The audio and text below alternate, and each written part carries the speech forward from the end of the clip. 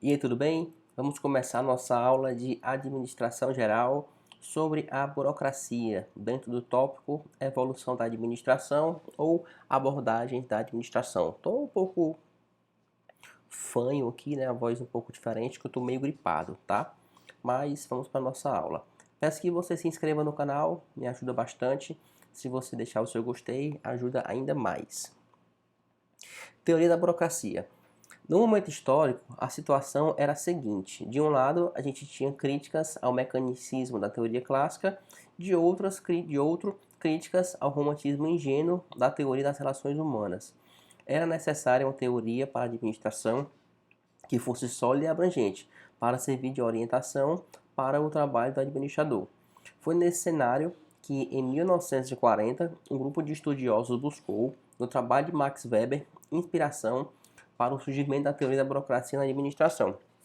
Interessante, pouca gente sabe disso, tá? O modelo burocrático foi criado pelo Max Weber lá em 1909, tá? E aí só em 1940, depois que ele morreu, é que alguns estudiosos pegaram o modelo dele e aplicaram na administração. Surgindo então a teoria da burocracia na administração. Já vi muita gente dizendo que Max Weber foi lá, implementou, sabe, como se fosse ele mesmo, e não foi. Ele estava morto, tá? Esse modelo foi implementado em 1940. Alguns aspectos ensejaram o surgimento da teoria da burocracia na administração, tais como a fragilidade e a parcialidade da teoria clássica e da teoria das relações humanas, a busca por um modelo de administração racional, a busca pela racionalidade no tratamento dos empregados, o crescimento e a complexidade nas organizações. Então, essa busca por um modelo de administração racional era bem simples, era preciso ter um modelo que abrangesse todas e qualquer variável que fosse possível e que fosse capaz de ser aplicado também em qualquer tipo de organização e não apenas no chão de fábrica, né?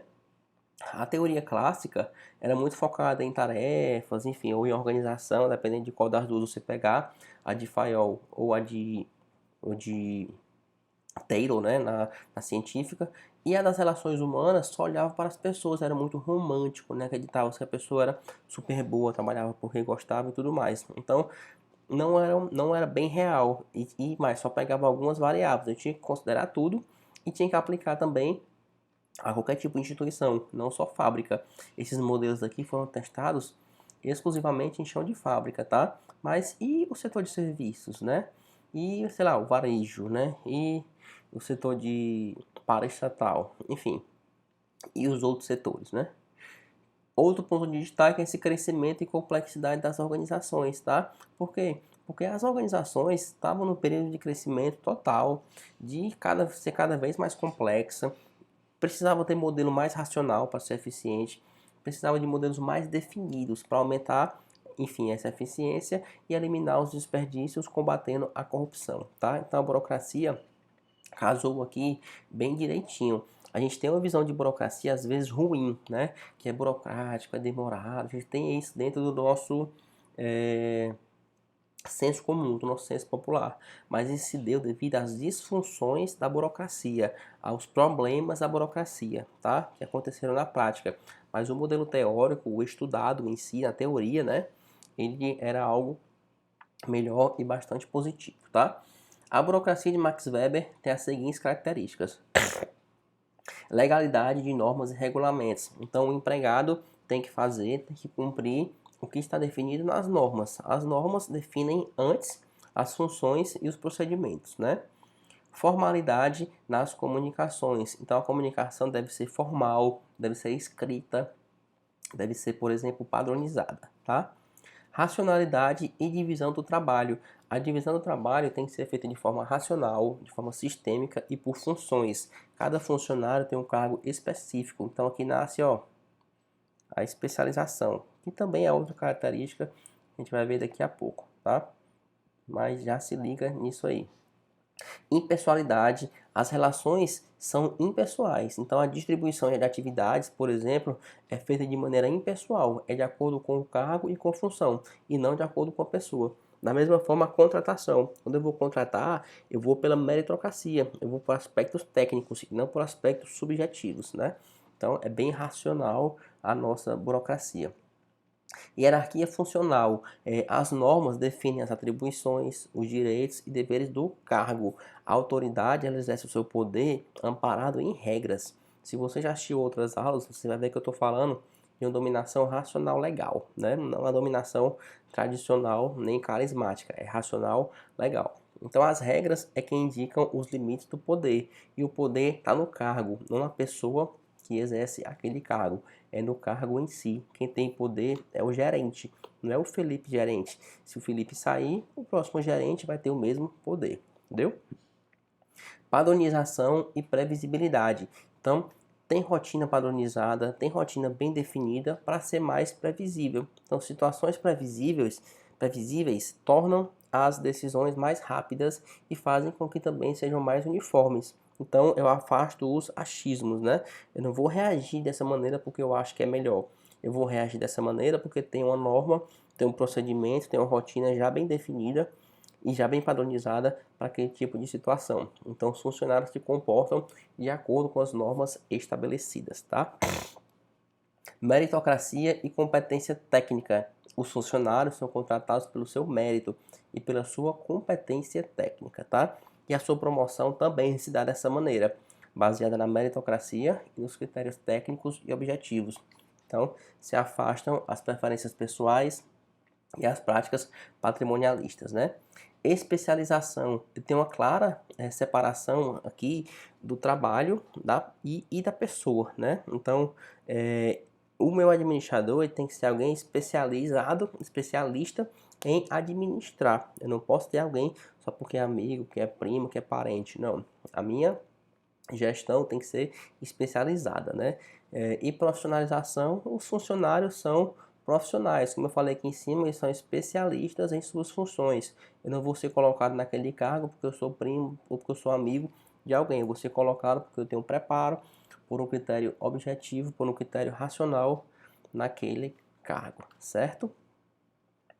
O modelo de administração burocrática, idealizado por Max Weber, apoia-se em práticas baseadas na dominação racional legal. A dominação racional legal, também conhecida como burocrática, decorre da lei ou da legalidade das normas, tá? Schevenato destaca que para Max Weber as vantagens da burocracia são as seguintes. Você vê que eu falei contigo antes das características e aqui são as vantagens, bem parecidas, tá? Racionalidade. Em relação ao alcance dos objetivos, né, são racionais. Precisão na definição dos cargos e na operação, pelo conhecimento exato dos deveres.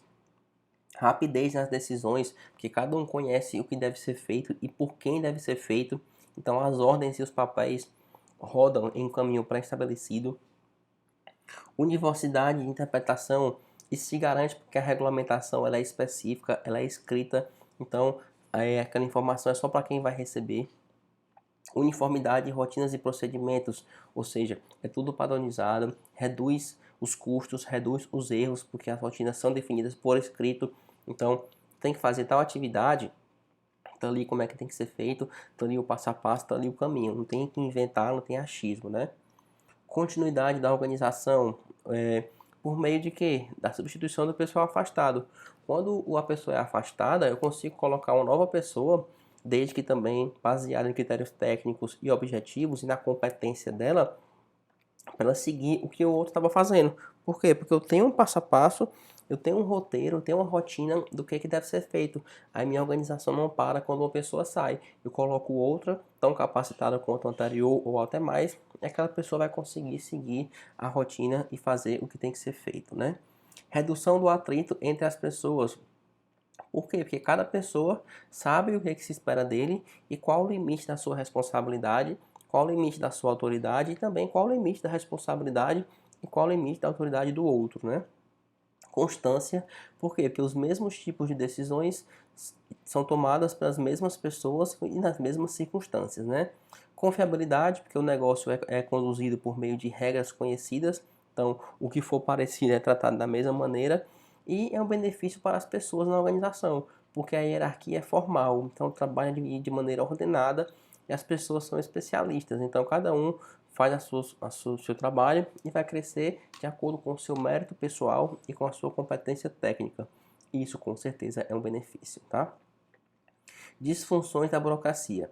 Como eu te falei anteriormente, as pessoas normalmente têm uma ideia sombria do modelo burocrático, devido às disfunções da burocracia, que foram aparecendo com o passar do tempo, tá? Então, é muito importante que você não confunda burocracia com disfunções da burocracia. O modelo burocrático, ele é uma teoria, ele é um modelo positivo, ele é um ideal a ser buscado.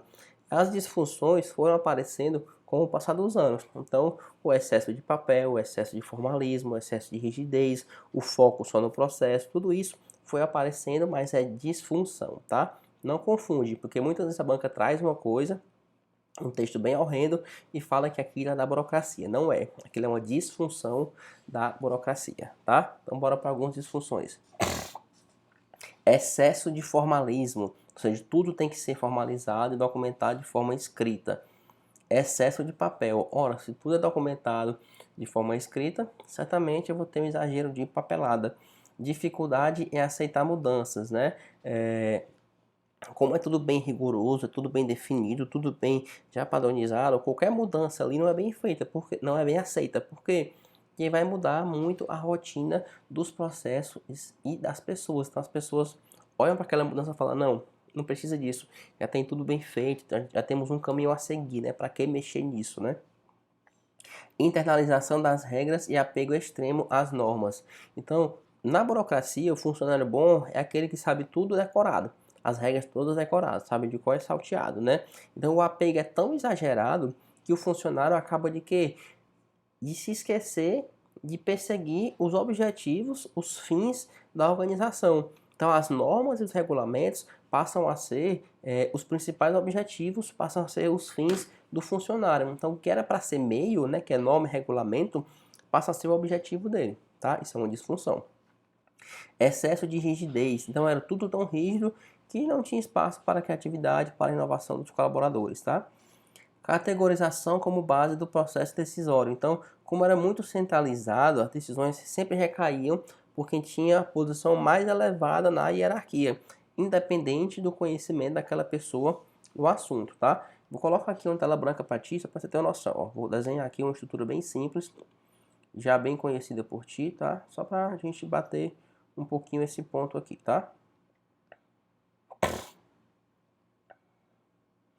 Ó, aqui nós temos, em tese, três níveis de uma organização, tá? O nível estratégico, o nível tático ou gerencial e aqui embaixo o nível operacional.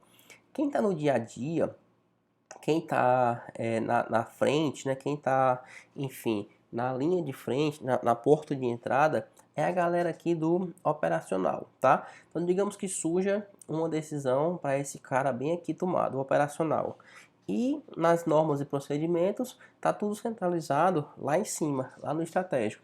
Então, se for uma demanda, por exemplo, de um, um cidadão público, chega lá no órgão público para tirar uma dúvida, por exemplo, olha o tempo que vai demorar, olha o trabalho que vai dar para essa decisão ser tomada. E olha, né, como isso é um excesso, né? A decisão estava aqui. Se esse cara tivesse poder, né, se cara tivesse autoridade, ele já daria a resposta para o cidadão na hora. Mas não, na burocracia é tudo centralizado lá em cima. É tudo... Poxa, saiu, né? Tá, desenho de novo aqui. É tudo centralizado aqui, ó, lá no cara estratégico, certo? É tudo centralizado lá no cara de cima. Então, quem tá aqui... Deixa eu mudar aqui a cor da canetinha de novo. Então, quem está aqui e recebe uma demanda tem que percorrer, ó, todo esse caminho, tá? Todo esse caminho para esse cara tomar uma decisão que já é padronizada e depois tem o tempo ainda de quê? Tem o tempo da volta. Tem o tempo da volta, né? Tem todo o tempo da volta na linha de comando, na linha de autoridade para o cidadão que estava aqui querendo tirar uma dúvida ou ter uma demanda sua cumprida, né? Olha o tempo que passa nisso, olha o excesso, olha a lentidão nessa tomada de decisões, né? A informação indo e voltando de maneira lenta, quando o cara que está aqui no operacional, já sendo uma coisa padronizada, ele mesmo poderia resolver ou decidir isso aí, e o nosso cidadão aqui, ó, ficaria feliz, tá? Então, Tem que ter muito cuidado com essa disfunção na burocracia, né? Porque o processo decisório era lento e dava um trabalho e demorava pra caramba, tá? Despersonalização dos relacionamentos. O funcionário era tratado pelo cargo. Não existia o Felipe, existia o chefe de marketing, certo? Então, tinha muita impessoalidade nas relações entre os funcionários e na relação com os clientes. A perda da visão macro.